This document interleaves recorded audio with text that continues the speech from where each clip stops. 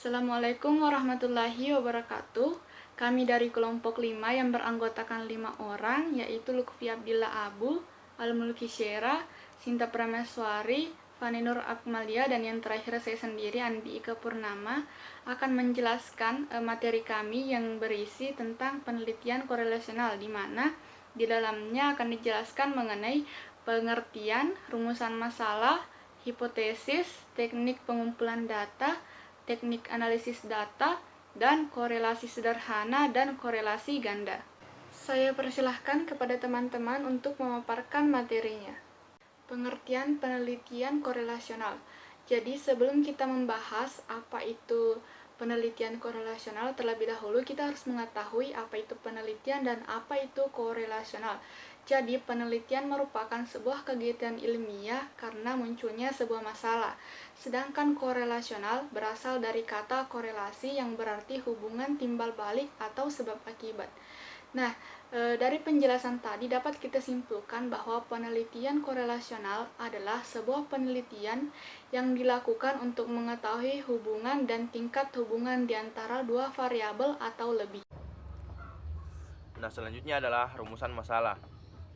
Rumusan masalah adalah pernyataan-pernyataan mengenai sebuah masalah atau hal kejadian yang berbentuk kalimat tanya yang sederhana, singkat, padat, dan jelas. Berbagai model penelitian titik tolaknya adalah sebuah masalah. Tanpa masalah, suatu penelitian tidak akan terlaksana. Dalam sebuah penelitian, menentukan dan mengidentifikasi masalah menjadi momok awal bagi para peneliti. Nah, dalam penelitian korelasional sendiri, pemilihan masalah pada penelitian korelasional yang mengandung nilai yang berarti dan butuh pemahaman. Lalu, yang tidak kalah penting, variabel yang harus dipilih harus berdasarkan pertimbangan bahwa memiliki hubungan tertentu. Nah, saya akan menyebutkan contoh-contoh rumusan masalah pada penelitian korelasional. Yang pertama adalah, adakah hubungan antara kemampuan membaca, pemahaman, dan kemampuan mengapresiasi cerita pendek? Yang kedua, adakah hubungan antara sikap bahasa dan kemampuan mengapresiasi cerita pendek? Yang ketiga, adakah hubungan kemampuan membaca, pemahaman, dan sikap bahasa secara bersama-sama dengan kemampuan mengapresiasi cerita pendek? Baik, selanjutnya saya akan menjelaskan mengenai hipotesis. Mengolah data atau menguji hipotesis ini tergantung dari hipotesis yang diinginkan atau telah dibuat. Umumnya ada 3 jenis hipotesis yang sering digunakan dalam penelitian korelasional, antara lain: yang pertama, hipotesis yang menyatakan terdapat hubungan antara variabel X dan Y. Misalnya, terdapat korelasi atau hubungan antara penggunaan metode pembelajaran dengan prestasi belajar siswa.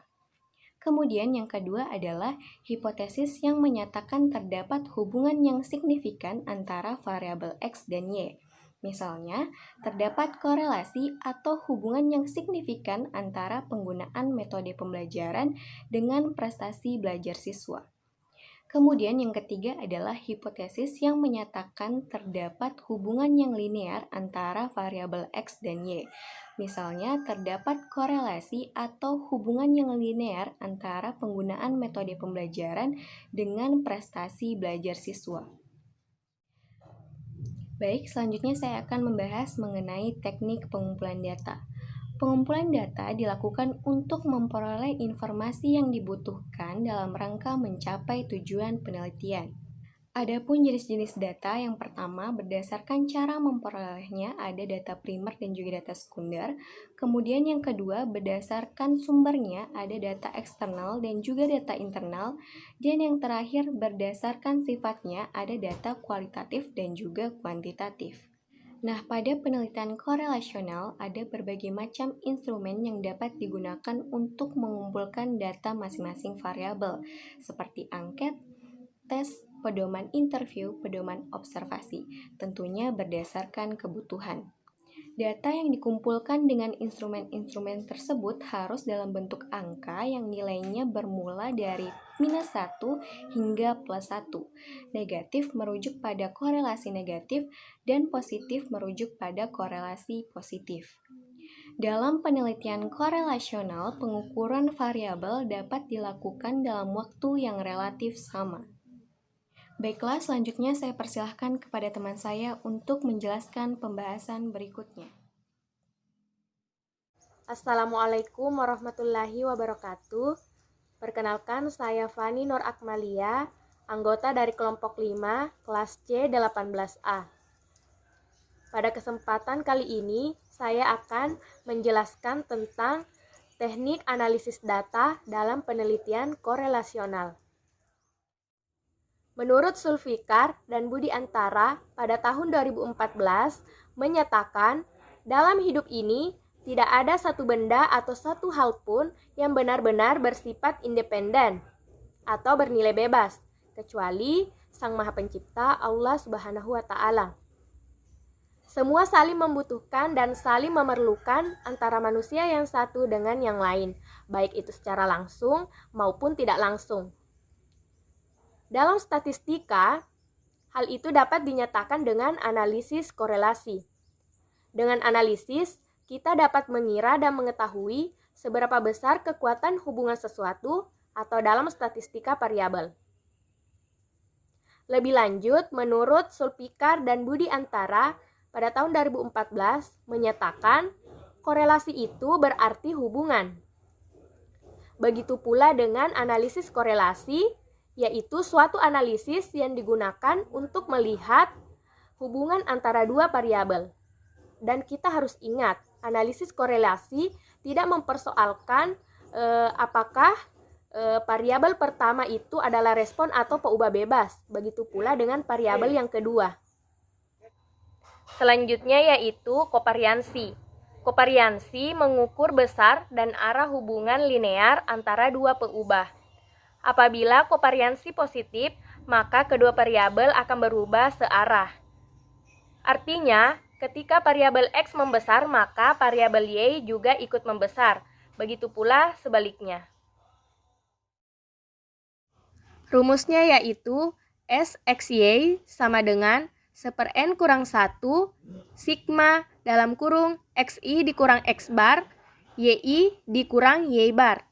Keterangannya yaitu di mana N adalah jumlah data, X bar adalah rata-rata variabel X, dan Y bar adalah rata-rata variabel Y. Yang kedua yaitu korelasi.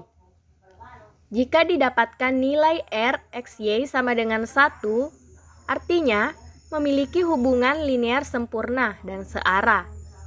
Jika X membesar, maka Y akan membesar.